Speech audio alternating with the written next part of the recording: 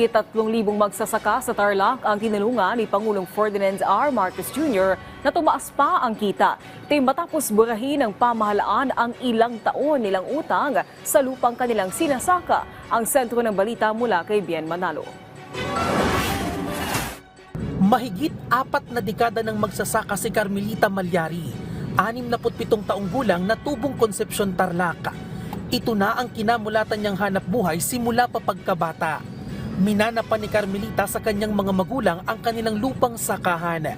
Pero sa mahabang panahon ay ngayon lang naibigay sa kanila ang titulo ng lupa.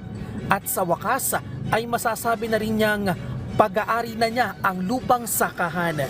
Mahalaga po sa amin ang programang ito.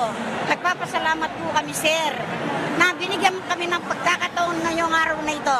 Isa lamang si Carmelita sa mahigit 3,000 agrarian reform beneficiary sa lalawigan ng Tarlac na ginawaran ng Certificate of Condonation with Release of Mortgage o COCRUM ng Department of Agrarian Reform ngayong araw sa Eduardo Cuangco Gymnasium Gomez Street, Poblacion Norte, Paniqui, Tarlac.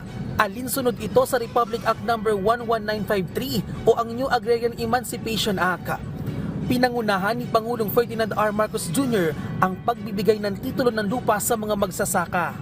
Isa sa pinakamalaki at makabuluhang karangalan bilang isang Pangulo ay ang buuhin ang naging pangarap ng milyong-milyong Pilipino na magkaroon ng sariling lupa at mabura ang inyong mga utang. Mahigit 4,000 titulo ng lupa ang ipinamahagi na may kabuuang higit 4,000 ektarya ng lupang sakahan na nagkakahalaga ng mahigit 100 milyong piso.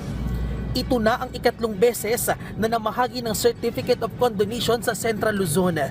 Tanggapin po ninyo ang aming pasasalamat sa mahalagang papel na ginagampanan ninyo araw-araw para masiguro na ang bawat Pilipino ay may sapat na pagkain.